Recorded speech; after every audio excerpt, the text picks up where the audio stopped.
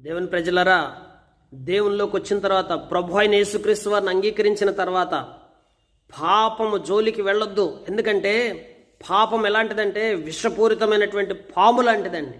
ఏదో ఒక రోజు నేను అది పట్టుకుంటుంది. ఆ రోజు నువ్వు ఎంత బాధపడతావంటే విపరీతమైన బాధకు గురైపోతావు. ఎందుకు చేశానా నేను పాపం, ఎందుకు ఈ పాపం జోలికి నేను వెళ్ళానని ఆ రోజు ఏడ్చి బాధపడి గుండె బద్దలు కొట్టుకొని ఎంతగా విలపించినా ఆ సమయంలో నీకు దేవుడు క్షమాపణ దక్కుతుందో లేదో.